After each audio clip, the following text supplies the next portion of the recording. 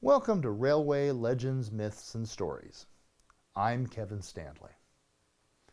In this episode, I will talk about joining rail cars together to make a train. Now, the technical definition of a train varies from place to place and from time to time. One definition, used by the Santa Fe Railroad in the 1940s and by many other railroads, was one or more engines coupled with or without cars displaying markers. Markers are and were some way of indicating the end of a train. There are different kinds of markers. A single locomotive could thus be a train by itself, but a set of railway cars simply coupled together by themselves was not a train. So how does one string together locomotives, a series of rail cars, wagons, carriages, and coaches? In the earliest days of railroading, simple chains were often used. This early silent movie clip does a fair demonstration of some of the problems of simply chaining the coaches together. One of the biggest problems with chains was the slack action of the cars as they lurched forward, then crashed backwards as the locomotive pulled on the chains. Various ways to overcome the problems with the chains were tried, such as tying boards to the chains or running the chains through pipes. None of these modifications proved to offer any real improvement. Sadly, the hard ride to which the passengers were subjected caused by the use of chains on the early trains was not the first worry of these early rail operators. On the other hand, the jerking of the train did tend to not only throw coal overboard, which the mine operators did not like, but worse, it tended to tear up and damage the rail equipment. Something needed to be done about that. In places like the British Isles, the chain was used mostly in connection with some kind of buffer to keep the cars from slamming together. Later, a turnbuckle was added to compress the wagons together, and this greatly reduced slack action. The utility of this system can be seen as it has lasted a long time, and it is still in regular service in many places.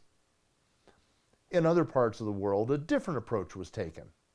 One system was the link and pin. This system was used very early in North America. Its use lasted until the early 20th century in mainline service, and then was still in use on other isolated lines for an even longer time. What is link and pin?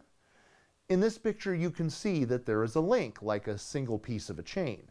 The pin drops through the coupler to hold the link in place and couple the wagons together. This method had a number of advantages. First, it worked pretty well, and second, it was cheap. It could easily connect almost any kind of railway vehicles together. The low cost of link and pin and its ease of use assured its wide use among many railways. Still, the link and pin system had its faults. One drawback of the system is that it was slow to both match up and couple the cars together. It also had a bit more slack action than the railways might have liked, especially in passenger service. The other drawback was far more gruesome. In order to connect the cars using link and pin, a worker had to stand close to the car holding the link as another car was pushed toward it. When the cars were close enough together, the worker had to quickly let go of the link while dropping a pin into the hole of the other car's coupler. The loss of a finger or even a whole hand among rail workers who coupled cars was sadly too common an occurrence with this system. It was said that a railway manager looking to hire a pin dropper would ask to see the workers' hands. If they had all of their fingers, they were judged to be insufficiently experienced. Sadly, it was not the maiming of its workers that bothered the railways, but the slowness of the coupling and the fact that the links and pins would often be pilfered for their scrap value. Early railways, like many industries in the Industrial Revolution, did not appear to value their workers' lives and well-being that much. However, the value of the railway's time and their property did lead to proposals for better coupling systems. In a later episode, I hope to discuss more about the safety issues of railways.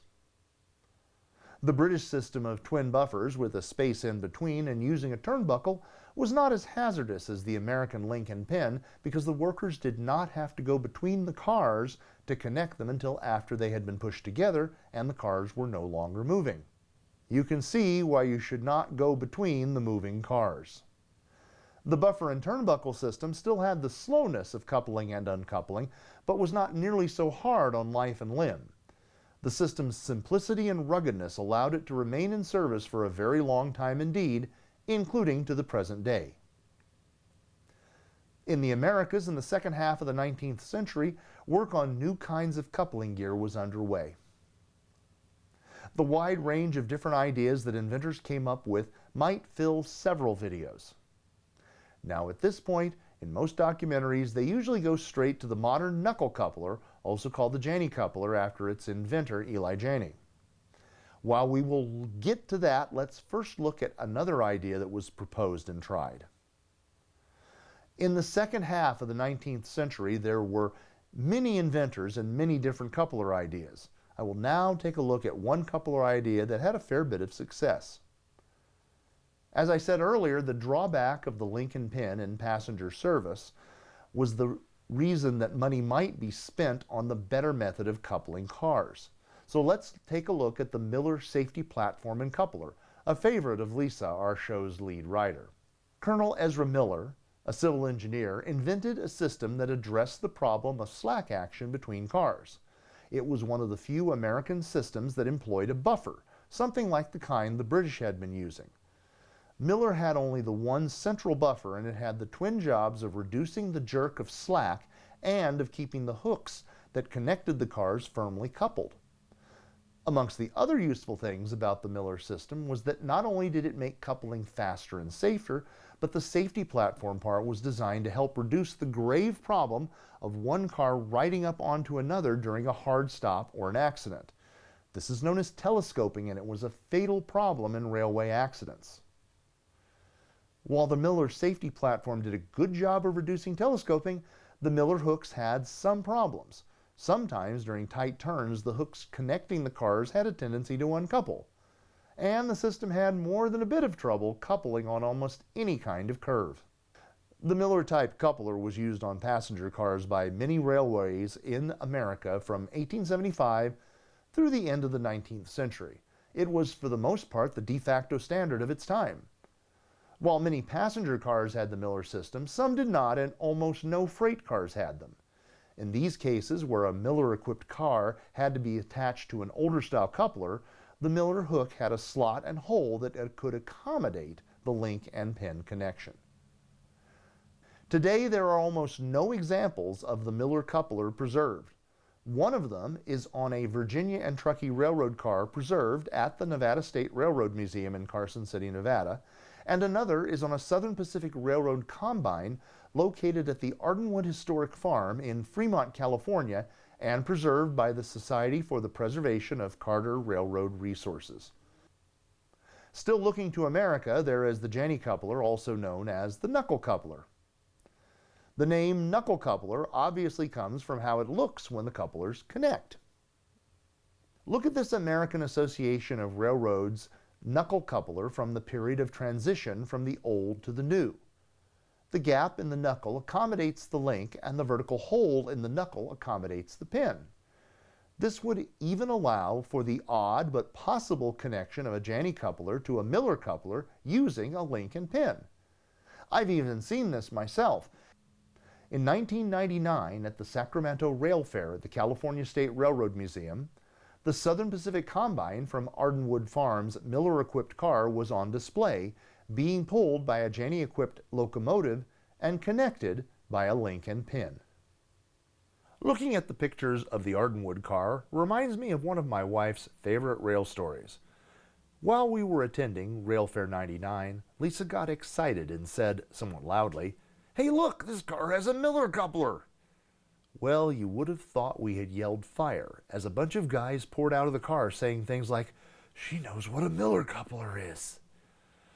They could not have been more welcoming to Lisa, inviting her into the car and encouraging her to operate the uncoupling lever.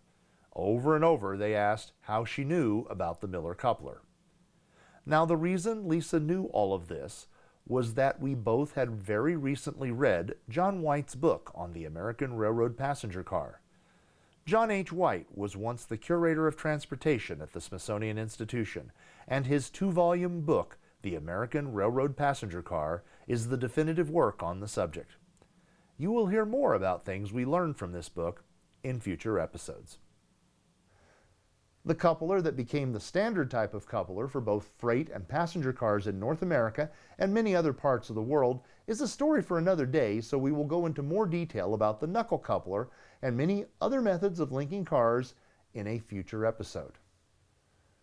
And once all the cars are hooked together, we'll see you on the train.